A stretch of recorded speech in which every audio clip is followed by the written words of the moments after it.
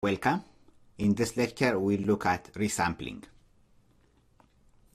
Resampling is a common practice when we are dealing with dates and times.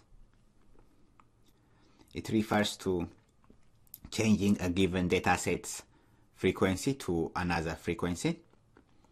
We use resampling for many purposes. When you are dealing with data or dataset involving dates and times, you might come up into a situation where the dataset you have might not be enough.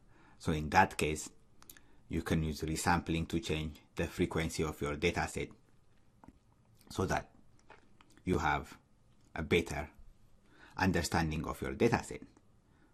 Okay, resampling could be changing the frequency to high frequency or to low frequency. For instance, if you have too much data, you can lower the frequency by using resampling techniques. Let's see an example. As usual, we start by importing pandas and numpy. And what we'll do is, let's use the dateRange function to create some time series, and then we'll create a series object from that. Okay, and I'll save it in a variable called date. Let's first create our time object by calling pandas dateRange function, pd.dateRange, and let's pass a start date.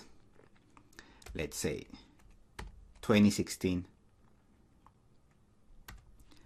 0505, and then for periods, let's pass 55, and let's use hourly frequency. For frequency, we'll pass H. Okay. So if we call our date object, we have date starting from May 5th, 2016 at 000. So frequency is hourly, and then we have 1 o'clock, 2 o'clock,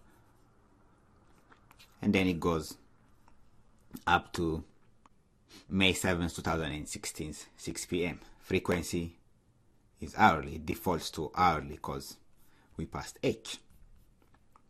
What we'll do next is use the series method on this date object to create series. Okay, let me remove that. And we'll save it in a variable called date series. And we'll set it to be equal to panda.series. And you can use the range function and pass 55, or I'm going to use numpy's randn method so that we generate random values for our series index. Let's do that. np.random.randn, and we'll use length of our date object we just created, and for our index we'll pass this date object. Great. Now if we call our date series object, we have a series starting first indexes May 5th, 2016 midnight, associated value, and goes all the way down to May 7th, 2016 6 o'clock, and its value. So here you see that the values for each of our index are random numbers. If you remember, there's a method known as shape to find out the shape of our series object. So let's call the shape method on our date series object, date series.shape. We see that it's of 55, right? We have 55 rows. Now let's come to resampling. Let's say we want to convert our series object from an hourly frequency to, let's say, 35 minutes frequency. How can we do that? So to do that, we'll be using a method known as frequency. So this is the method name, as frequency. By using this method, we'll be able to resample our dataset. Okay, let's see that. So we have our date series object, right?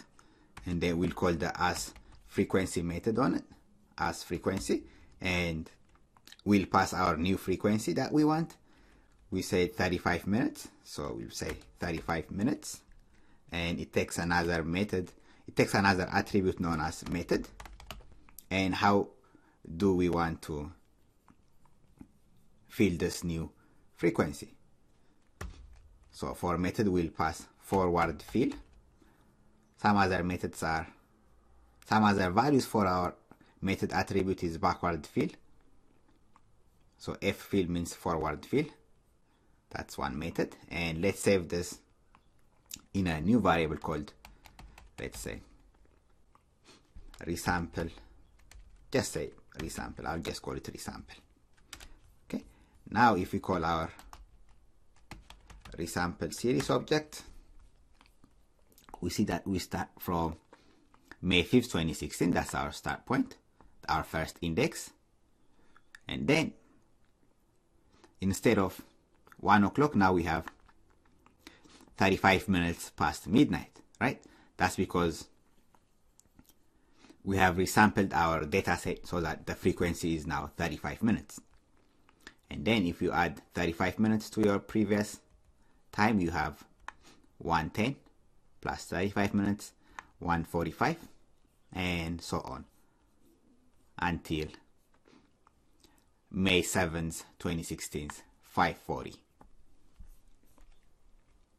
And the frequency here, it has changed to 35 minutes. So T is 35, T means 35 minutes. Before it was hour.